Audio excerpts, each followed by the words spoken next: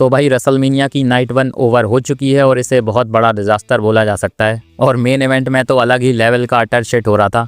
तो hello guys, मैं Gagan and welcome to my YouTube channel the wrestling slammer. और आज हम रेसलमेनिया की नाइट 1 के बारे में बात करने वाले हैं, जो कि भाई थोड़ी सी शॉकिंग तो थी लेकिन बहुत ज़्यादा प्रेडिक्टेबल थी। और मैचेस के रिजल्ट्स को छोड़ दिया जाए तो बाकी कुछ इंटरेस्टिंग था ही नहीं। तो जानने के लिए कि क्या कुछ हुआ आज की रेसलमेनिया की नाइट 1 में, वीडियो को लास्ट तक देख लेना और लाइक और सब्सक्राइब जरूर कर देना। वैसे रेसलमेनिया की स्टार्टिंग में ही हमें जॉन सीना देखने को मिल जाते हैं, क्योंकि आज वो रेसलमेनिया को होस्ट करने वाले थे। यहाँ थोड़ी स्पेशल टाइप की उनकी एंट्री होती है और रिंग में आकर वो रेसलमेनिया को हाइप कर रहे थे। यहाँ भाई वो अपना रिंग गियर पहन कर नहीं आए थे और 3 पीस सूट में आए थे, जो कि वो पहले ही बता चुके थे कि अब रिंग गियर तो वो पहनने नहीं वाले।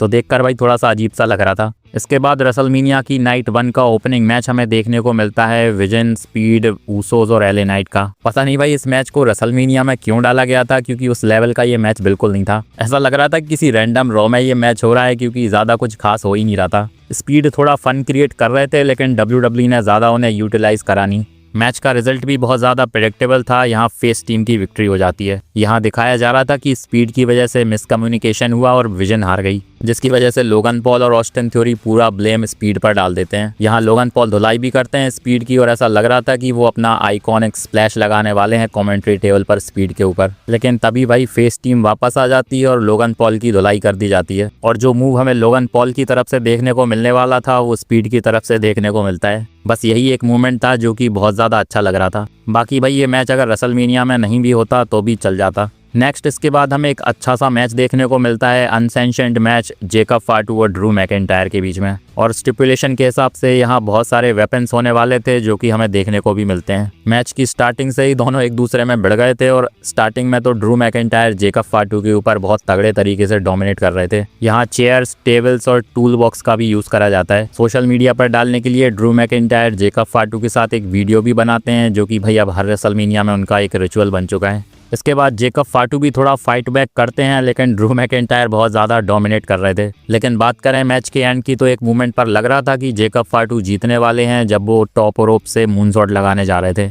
लेकिन तभी ड्रू मैकिंटायर उन्हें रिंग के बाहर धक्का दे देते हैं और वो सीधा जाकर टेबल के ऊपर गिरते हैं। बाकी हमें मैच का फिनिश कुछ ऐसे देखने को मिलता है, जब टूल बॉक्स से ड्रू मैकिंटायर के मुंह पर मारा जाता है और रिंग में टेबल रखी हुई थी वो उस पर जाकर गिरते हैं। जिसके बाद जेकब फाटू अपना ऑलमाइटी मूनसॉट लगाते हैं और इसी के साथ ड्रू मैकिंटायर इस मैच में पिन हो गए। अभी ये मैच तो अच्छा था, लेकिन भाई WWE ने यहाँ ब्लड का यूज़ नहीं करा। इनकी फ्यूड जैसी दिखाई जा रही थी कि ये ब्लड वर्सेस ब्लड वाली है, और बहुत ज़्यादा तगड़े तरीके से दोनों एक दूसरे को मारेंगे। यहाँ ज़्यादा कुछ हमें ऐसा देखने को मिला नहीं। नेक्स्ट इसके बाद फैटल 4-वे मैच होता है वुमेन्स टैग टीम चैंपियनशिप के लिए। लेकिन हमें यहाँ एक बहुत बड़ा शॉक देखने को मिलता है, और मैंने कल ही बता दिया था कि शायद बहुत बड़ी चीज़ यहाँ होने वाली है। तो भाई निकी बेला इंजर्ड थी, उनकी एंट्री के साथ ही वो रिवील करती हैं कि वो मैच में कम्पीट नहीं कर पाएंगी, और यहाँ मैच में उनकी ओल्ड फ्रेंड उन्हें रिप्लेस करने वाली हैं। जिसके बाद भाई पेज का रिटर्न हो जाता है। तो शायद 6 साल बाद पेज ने वापस WWE में रिटर्न कर लिया है। वैसे तो ये कल ही रिवील हो गया था, इसीलिए ज़्यादा शॉकिंग नहीं लग रहा था। बाकी इसके बाद हमें इनका मैच देखने को मिलता है, और ये मैच बहुत ज़्यादा एंटरटेनिंग तो नहीं था, लेकिन ठीक ठाक सा मैच हमें देखने को मिलता है। यहाँ मैच में पेज के लिए लेकिन बहुत ज़्यादा लाउड चैंट्स लगाए जा रहे थे, और फैंस चाहते थे कि वो मैच में ज़्यादा हमें देखने को मिले। जिसके बाद एक हॉट टैग उन्हें मिलता भी है, और शार्लेट फ्लेयर और उनका हमें आमना सामना भी देखने को मिलता है, क्योंकि ये दोनों बहुत टाइम पहले भाई राइवल थे। तो थोड़ा WWE ने रिक्रिएट करने की कोशिश करी है एक मूवमेंट। बाकी मैच के एंड की बात करें तो रिंग में शार्लेट फ्लेयर ने पेज को तो धो दिया था, जिसके बाद अलेक्सा ब्लेस उनके ऊपर मूनसॉट लगाने जा रही थी। लेकिन तभी अचानक से निकी बेला, जो रिंग के बाहर खड़ी हुई थी, शार्लेट फ्लेयर को रिंग से बाहर खींचकर उन्हें क्रच से मारती हैं, जिसकी वजह से यहाँ अलेक्सा ब्लेस डिस्ट्रैक्ट हो गई और मूनसॉल्ट तो उन्होंने लगाया, लेकिन पेज ने अपने नी आगे कर लिए। जिसके बाद रैमपेज पड़ता है अलेक्सा ब्लिस को, और इस मैच में विक्ट्री हो जाती है पेज और ब्री बेला की। इसी के साथ वुमेन्स टैग टीम चैंपियनशिप भी अब उनके पास आ गई हैं। तो रिटर्न के साथ ही भाई चैंपियनशिप भी पेज के हाथ में लग गई। बाकी इस पेज वाली चीज़ को हटा दिया जाए तो ज़्यादा कुछ इस मैच में था नहीं देखने लायक। नेक्स्ट इसके बाद हमें वुमेन्स इंटरकॉन्टिनेंटल चैंपियनशिप के लिए मैच देखने को मिलता है बेकी लिंच और एजे ली के बीच में। और ये मैच शायद अब तक का इनका बेस्ट मैच था। अभी जो एलिमिनेशन चेंबर में इनका मैच हुआ था उससे तो बहुत ज़्यादा अच्छा था। मैच की स्टार्टिंग से ही बेकी लिंच अपनी हील वाली हरकतें शुरू कर देती हैं और रिंग पोस्ट को अनकवर करती हैं, लेकिन रेफरी जेसिका कार देख लेती हैं और भाई फिर से उसे कवर कर देती हैं। लेकिन रिंग पोस्ट यहाँ अच्छे से कवर हुआ नहीं था और बाद में जाकर इस मैच का रिजल्ट भी इसी की वजह से निकलने वाला था। मैच की स्टार्टिंग से ही बेकी लिंच बहुत ज़्यादा डोमिनेट कर रही थी और भाई मैन हैंडल स्लैम भी लगाया जाता है एजे ली को।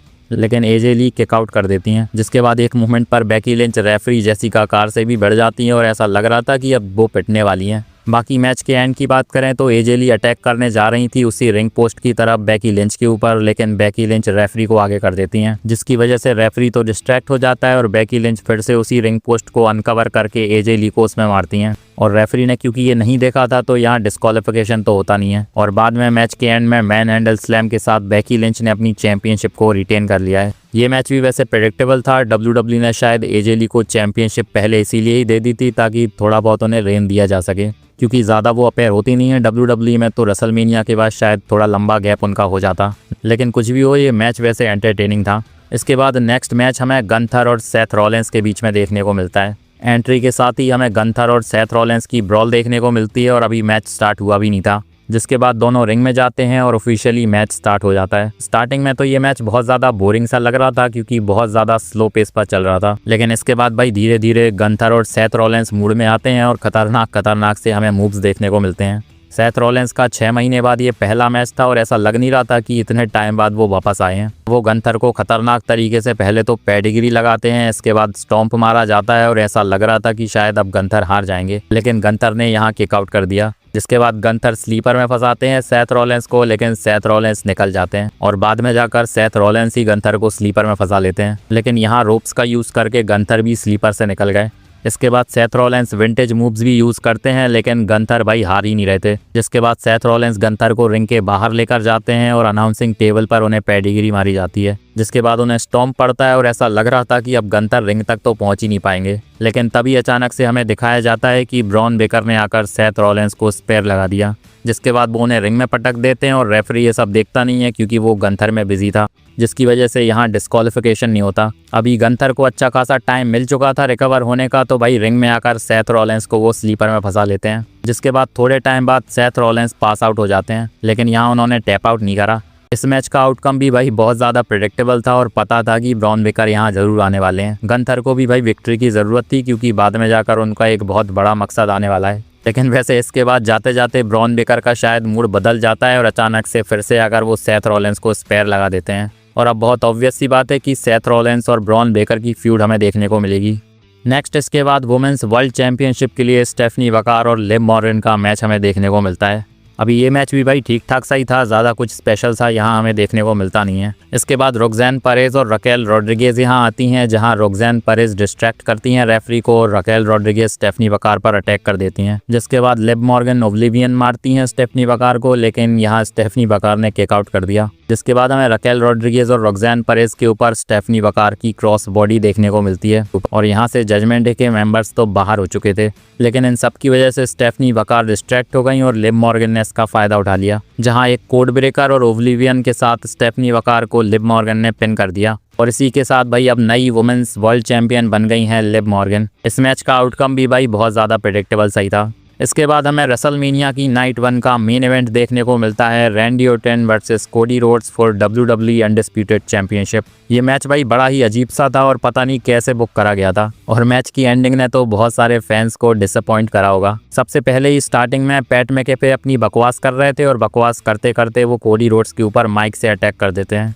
जिसके बाद रैंडी ऑर्टन भी अटैक करते हैं और मैच स्टार्ट हो जाता है, लेकिन यहाँ कोडी रोड्स उठकर पहले तो पैट मैकेफे को क्रॉस रोड्स लगाते हैं। इसके बाद जेली रोल कहीं से आते हैं और पैट मैकेफे को अनाउंसिंग टेबल पर पटकते हैं। तो फिलहाल के लिए तो पैट मैकेफे का काम खत्म हो चुका था। इसके बाद सरप्राइजिंगली इस पूरे मैच में कोडी रोड्स बहुत ज़्यादा डोमिनेट कर रहे थे और स्टार्टिंग में तो रैंडी ऑर्टन को उन्होंने बहुत मारा, जिसकी वजह से रैंडी ऑर्टन ब्लीड भी कर रहे थे। यहाँ रैंडी ऑर्टन के ही मूव्स कोडी रोड्स उन्हीं के ऊपर लगा रहे थे, लेकिन क्राउड यहाँ बहुत तगड़े तरीके से कोडी रोड्स को बू कर रहा था। एक मोमेंट पर तो कोडी रोड्स RKO भी लगाने जा रहे थे रैंडी ऑर्टन को, लेकिन रैंडी ऑर्टन ने उसे क्रॉस रोड्स में बदल दिया। इसके बाद एक मोमेंट पर गलती से रैंडी ऑर्टन रेफरी को ही RKO लगा देते हैं, जिसका फायदा रैंडी ऑर्टन उठाने की कोशिश कर रहे थे और यहाँ वो कोडी रोड्स को लो ब्लो लगा रहे थे, लेकिन ये मूव उन पर भारी पड़ जाता है क्योंकि कोडी रोड्स यहाँ उन्हें लो ब्लो लगा देते हैं, जो कि कोडी रोड्स से एक्सपेक्टेड नहीं था क्योंकि वो फेस हैं और ये चीज़ें हील करते हैं। लेकिन इस मैच में जो उलझुल चीज़ें हो रही थी ये भी उस चीज़ में चल गई। अभी यहाँ हमें दिखाया जाता है कि क्योंकि रेफरी तो डाउन हो चुका था तो पैट मैकेफे खुद रेफरी बनकर आ जाते हैं।